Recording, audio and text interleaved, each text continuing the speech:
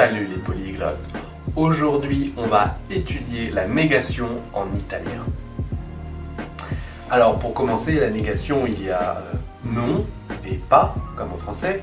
Mais attention, no, ça veut dire non, et non, c'est pas. Faut pas confondre. Donc, si vous voulez dire non, c'est no. Par exemple, est-ce que tu es fatigué? Sei stanco?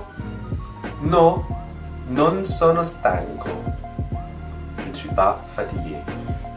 Donc, la structure, suffit juste de mettre non avant le verbe, à la même place que là où en français on met ne.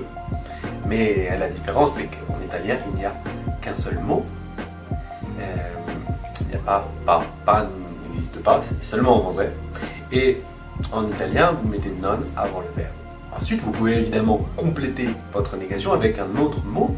Et là, vous allez voir, ne pas être perdu. Par exemple, si vous voulez dire jamais, ne jamais, c'est non mai. Non leggiamo mai I giornali. Nous ne lisons pas les journaux. Donc, non avant le verbe et mai après le verbe. Pour la négation ne plus. Sono anni che non lo vediamo più. Ça fait des années que nous ne le voyons plus. Donc, encore une fois, non avant le verbe, più après le verbe. Et vous avez évidemment personne, qui est nessuno. Et par exemple, non vedo nessuno. Ou alors, rien, niente, nulla. Non ho niente da dire. Je n'ai rien à dire. Non c'è nulla di buono da mangiare. Enfin, vous avez né. Né, ça veut dire ni. Donc, par exemple, non ho né fame né sete. Je n'ai ni faim ni soif. Donc, ça fonctionne globalement comme en français. Attention, pas n'existe pas.